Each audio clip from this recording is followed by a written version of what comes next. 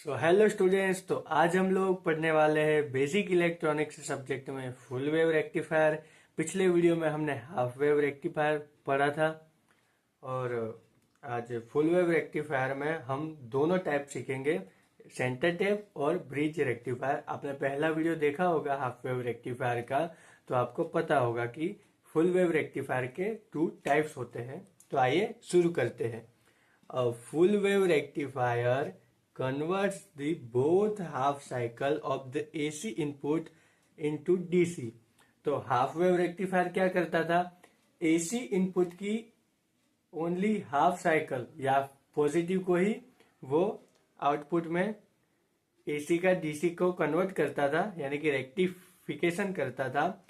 और full wave में क्या है कि वो बोथ यानी कि दोनों पॉजिटिव और नेगेटिव दोनों साइकिल को एसी साइकिल को डीसी में कन्वर्ट करेगा। Therefore its efficiency is higher compare to half wave rectifier. There are two types. तो आइए पहली टाइप की ओर बढ़ते हैं, सेंटर टेप रेक्टिफायर। तो centre tap rectifier it uses a centre tap transformer and two diodes.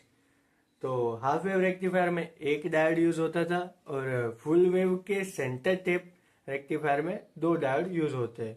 तो ये है इसका सर्किट डायग्राम और इस साइड है इसका इनपुट और आउटपुट वेव फॉर्म, जिसमें पॉजिटिव और नेगेटिव दोनों हाफ साइकिल को ये रेक्टिफायर करके हमें आउटपुट प्रोवाइड करता है।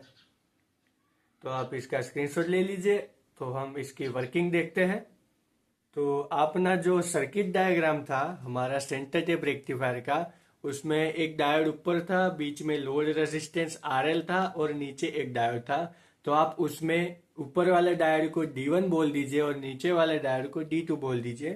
तो आइए वर्किंग देखते हैं। During the positive half cycle diode D1 conducts and current flow through the load, यानी कि RL लोड रेजिस्टेंस।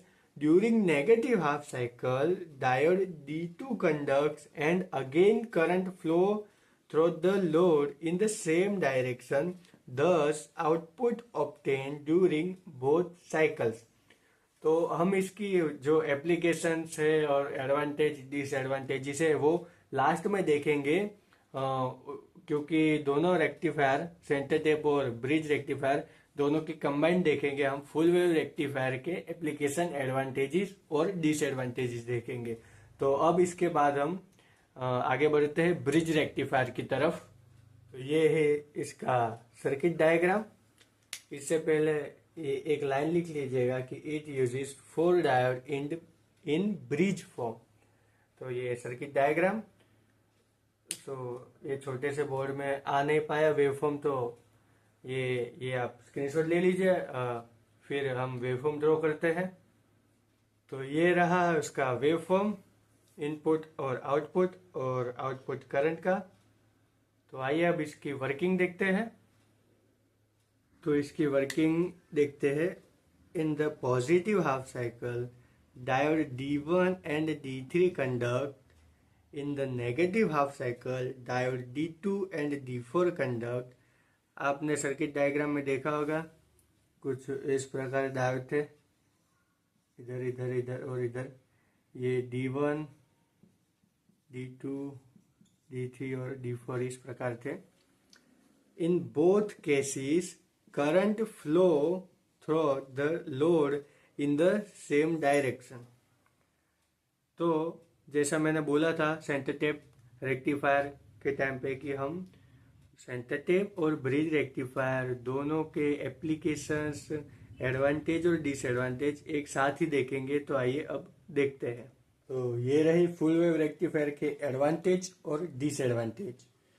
सो एडवांटेज है कि efficiency is higher than half wave rectifier, output DC voltage is higher, less ripple in output. और disadvantage है centre tap rectifier need special transformer और bridge rectifier requires 4 diodes.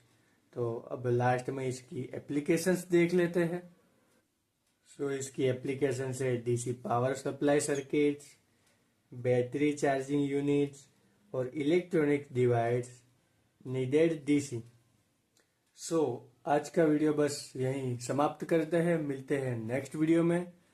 Thanks for watching.